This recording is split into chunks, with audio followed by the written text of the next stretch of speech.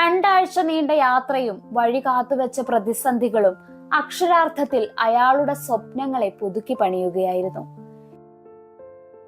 യാത്ര എന്ന മനം മടുപ്പിക്കാത്ത മരുന്ന് ഉറക്കം കെടുത്തി തുടങ്ങിയിട്ട് നാളുകളായെങ്കിലും വീൽ ചെയറിൽ അല്ലാതെ ചലിക്കാൻ പോലുമാകാത്ത ഈ 34കാരന് അതൊരു സ്വപ്നമായി തന്നെ തുടരുകയായിരുന്നു. വീടിന്റെ ഗേറ്റിനുള്ളിൽ തീരുമായിരുന്ന മാക്സിയുടെ ജീവിതം ഇന്ന് ലോകത്തോളം വളർന്നത് സുഹൃത്ത് യോഹന്നാസ് ആ ചക്രക്കസേരയുടെ സാരഥിയായതോടെയാണ്. മ്യൂണിച്ചിൽ നിന്ന് 4600 മൈലുകൾക്കപ്പുറം ആലപ്പുഴയിൽ ഇരിക്കുമ്പോൾ മാക്സിക്ക് ലോകത്തിന്റെ കാഴ്ചകൾ എന്നാൽ സുഹൃത്ത് യോഹന്നാസ് ആണ്. യോഹന്നാസിന് എവിടെ വരെ പോകാനാകും അവിടെ വരെ നീളുന്നതാണിന്ന് മാക്സിയുടെ ദൂരങ്ങൾ.